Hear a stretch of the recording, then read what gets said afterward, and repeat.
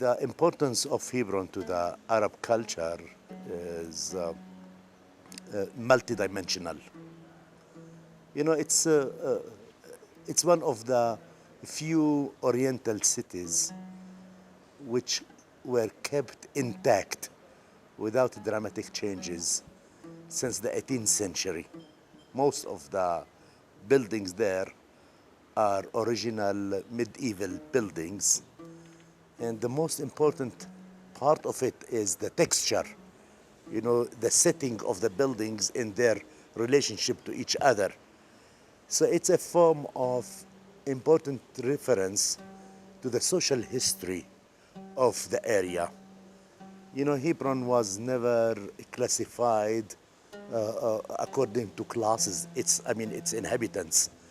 Mostly it was one class. It is a form of lower class city which is reflected through architecture. Hebron was the first Jewish city in Israel. It was the home of all of the patriarchs and the matriarchs, Abraham and Isaac and Jacob, Sarah and Rebekah and Leah, who are the founders not only of the Jewish people, but they are the beginning of monotheism, the beginning of modern humanity as we know it. It later became the home and the beginning of King David, who was crowned here, who was anointed here and was here for 7.5 years before he went up to Jerusalem. And Hebron has almost continuously had Jews here for literally thousands and thousands of years until the riots in 1929, which left over 67 Jews dead. And the result of those were the expulsion of the Jews who survived. We came back in 1967 during the Six-Day War. We came back home. We came back to where Jews had been. Just down the road from us is the caves of Machpelah. In Hebrew, that's called Marat Machpelah, which is the second holiest site in the world after Temple Mount in Jerusalem.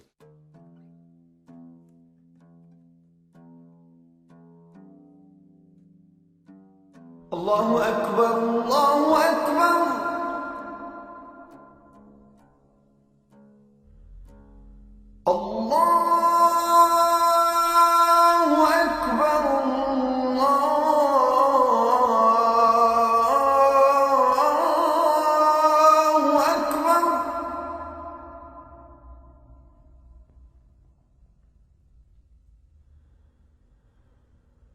أشهد أن لا إله إلا الله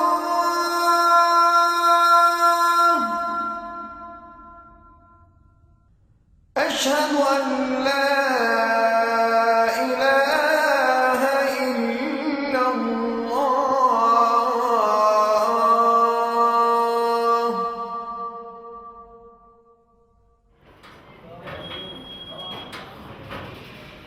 أشهد أن محمدًا رسول الله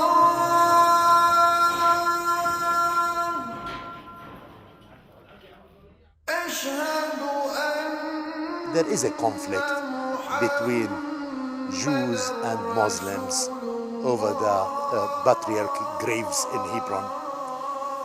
And I will divide it in two parts. One part is religious control and religious rights, and the other is political jurisdiction, sovereignty rights. Now, let me say that at least since 14th century, the place is used as a mosque. Okay. Now, the Jews were allowed in certain periods to visit the site, and other periods were not allowed.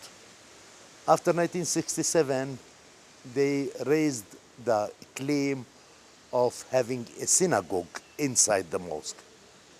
The graves were never a synagogue, even during the period where Jews controlled Palestine.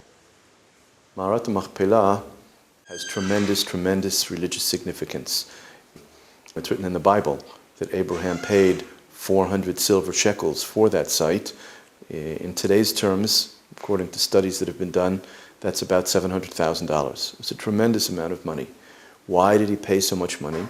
It's written in the Jewish holy literature that Abraham discovered there the tombs of Adam and Eve, the first man and the first woman. And for that reason, this is called the entrance to paradise. the entrance to the Garden of Eden. And as such, of course, it has tremendous spiritual significance. The building on top of those caves was built 2,000 years ago by Herod. There are no archaeologists or historians that debate that that is the authentic site that we read about in the Bible, where Abraham bought a cave to bury his wife Sarah. I know that there are people who have different names for that site. Of course, Hebron is not mentioned in the Quran. Neither is Jerusalem mentioned in the Quran. Neither are the caves of Machpelah mentioned in the Quran. According to historical studies that have been done, the site really had no major significance to them over the centuries. I look to it more a political conflict and political claim rather than religious claim. So the process of Judaizing the country, including raising religious elements or religious symbols to be used as political instrument. So the graves in Hebron are an example par excellence where politics and religion are mixed and married together.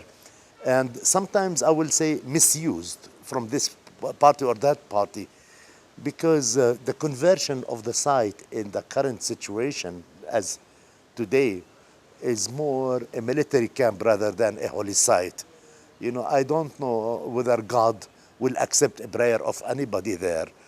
If you are checked 3-4 times, if you are under the control of the cameras, and if you are under the control of the weapon, whether spiritually could you really stand between the hands of God.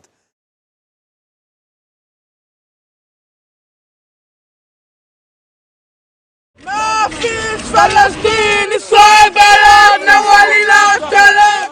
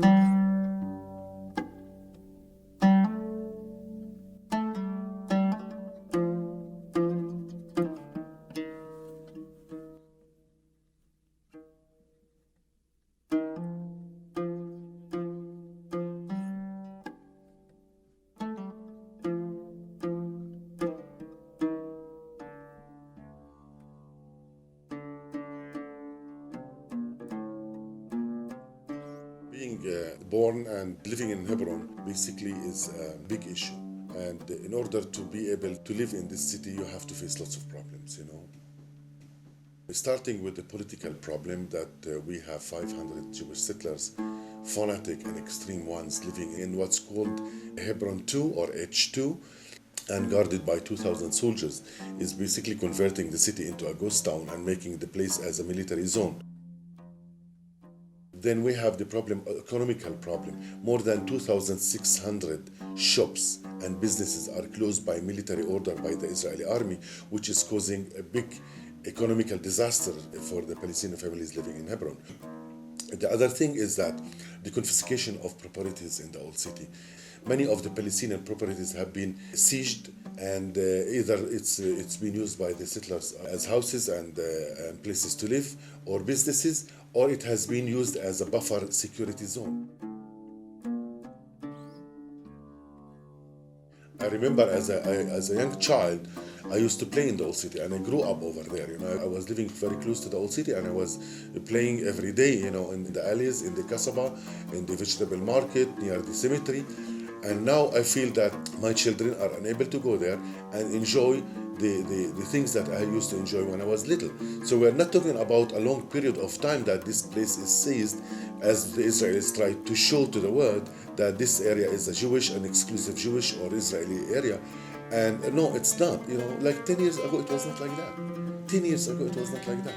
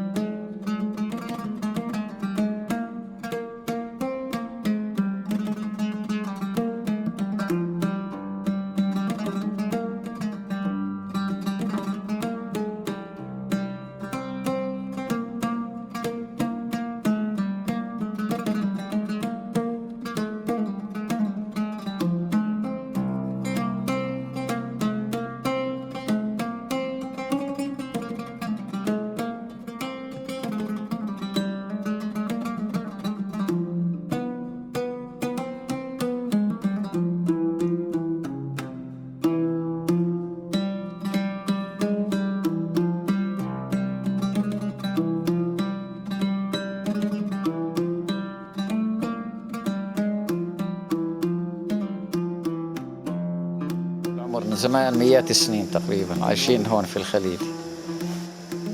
كانوا كويسين منيح، بس اجت بريطانيا خلقت المشاكل، تقتل اليهود وتقتل المسلمين ويشبكوهم مع بعض.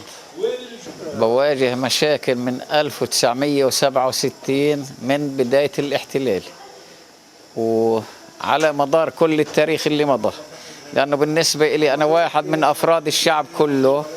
انحبست 15 مرة عند اليهود تقريبا، كل فترة زمنية نحبس أنا وغيري. بغلقها تحدي لأنه العالم، مجلس الأمن وأمريكا وأوروبا بأيدوهم وبتمادوا في الظلم، وعلى أساس يضغطوا على الناس، تجويع، تزهيق، ترحيل. المستقبل أقل معدل 10 سنوات كل منطقة الخليل وسط الخليل خربانة، يعني دمار الاقتصاد، كميات هائلة تضرر العالم.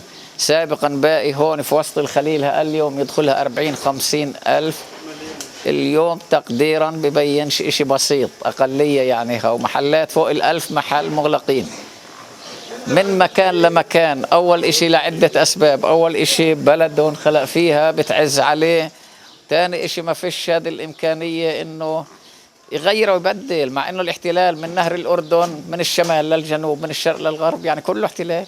أينما وجد مش متريح. في وسط القدس في تدمير وفي هدم وفي طريق اللي هي الأراضي والشجر وطرد الناس من أماكنهم في السبع.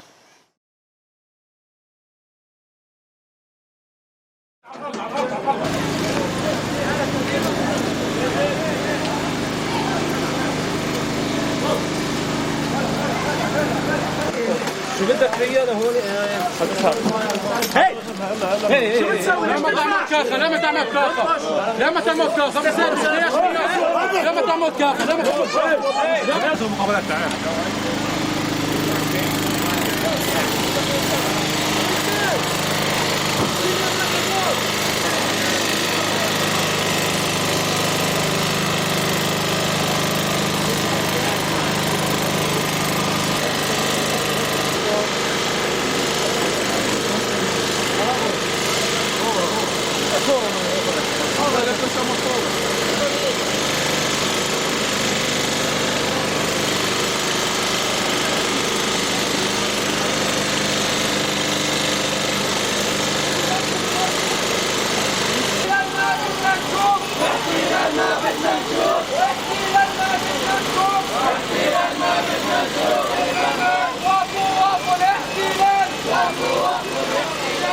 موجودين هذول بدون السلام بزبطش برضه.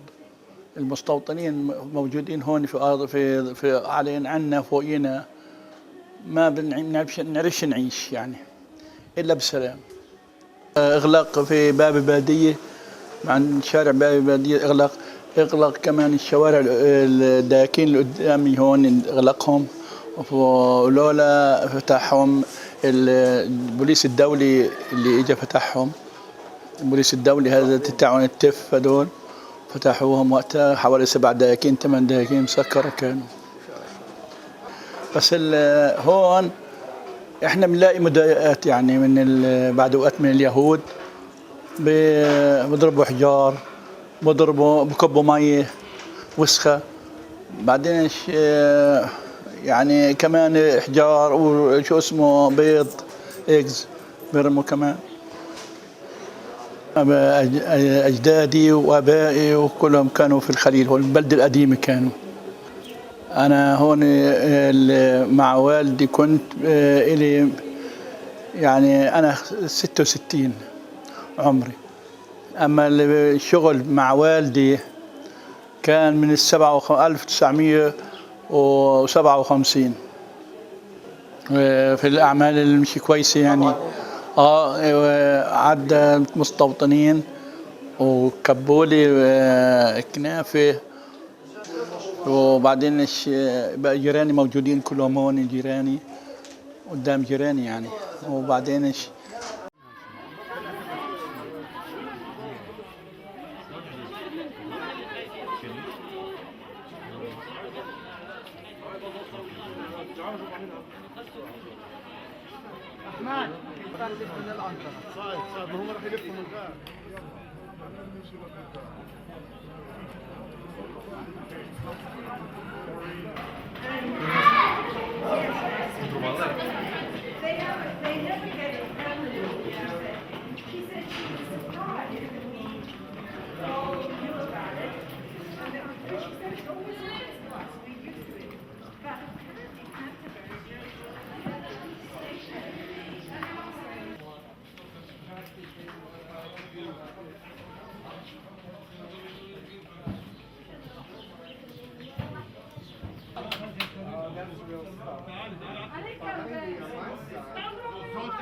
I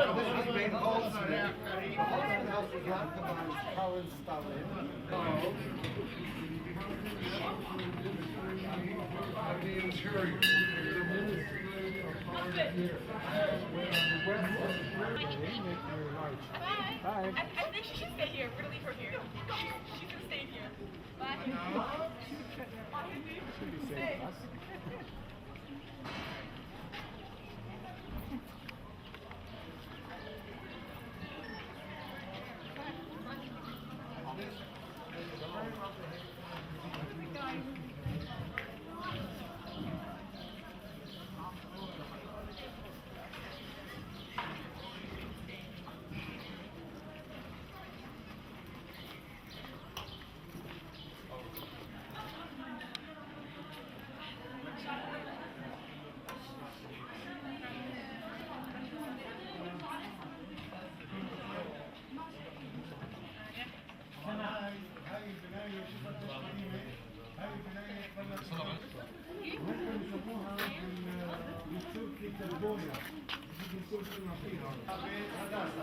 يا عمد كلش عم تحط ولا بقدر سموها صارت مستوطنة اسمها بيت هداسة من 76 لليوم وهي مستوطنة اسمها بيت هداسة. طبعا ليش احنا حطينا هذه الحواجز اللي هون هذا الليتنج اللي فوق ليش حطيناه؟ من نتيجة ضرب الأحجار المستمر هيو أحجار سطور زجاجات فارغة كل شيء عم يضربوه هون. اضطرينا حطينا النتنج هذا على اساس انه نحمي الناس اللي بتمر من هذا الشارع الا انهم الان بدل ما يضربوا الاشجار ويضربوا الزجاجات الفارغه بزقوا ماء قذره بعد ماء قذر اللي هو بور بكل اسف بزقوه على الناس اللي بتمر طبعا اليوم بتصير زي بعض التجاره. My name is Yehuda Shaul. I'm 28 years old. I'm a Jerusalemite. Just both my parents came from North America, that's why I have an American accent. My sister is a settler today, my cousins were settlers in Gaza. I'm also an observant Orthodox Jew. And when I graduated high school, I joined the military. 2 years of my service were in the West Bank, and out of these 2 years, I served 14 months in Hebron. The military concept and the military logic says that if Palestinians will get the feeling that the army is all the time, everywhere, they'll be afraid to attack. After you give them this feeling, walk in the old city of Hebron, walk in the street, bump into a house. It's not a house that we have intelligence about. I'm the sergeant, I choose the house, randomly wake up the family, men on one side, women on the other side, search the place. Can you self-imagine how it's being done? Get out, throw some stun grenades, knock on some doors, run to the other corner of the street, invade another house, wake up the family. I won't be exaggerating if I would say that at least like 200 nights of my military experience I did inside Palestinian homes. For different reasons, to rest a bit here, to do that, to search the place, to have an ambush. Different reasons. That's called mapping. You actually go house by house, map. And it's not coming to arrest suspects. That's arrest already. That's definitely. This is making your presence felt. Because that's a strategy of how to protect the settlement inside the city center of Hebron, is you create sterile buffer zones between both communities on behalf of the Palestinian community, of course. I remember during the World Cup in 2002, that specific given day and moment, Brazil was playing, I forgot which team, and we all wanted to watch the game. Company officer came up with the idea. Time of the game came, stopped the operation, went back out to the streets, looked for a house with satellite plate. He has a satellite plate. Bump into the house, lock the family in the basement, sit down, watch the game. Game ends, we all enjoyed. Continue the operation. What's wrong? What I find in Hebron is that in a way, me and the settlers are coming from exactly the same place. Yeah, I have no doubt. Hebron is more Jewish than Tel Aviv. It's it's probably not more Israeli than Tel Aviv, but it's more Jewish than Tel Aviv. And when our people were in exile for 2,000 years, praying to return to Zion, they didn't want to return to Tel Aviv. They want to return to Jerusalem and Hebron and Nablus.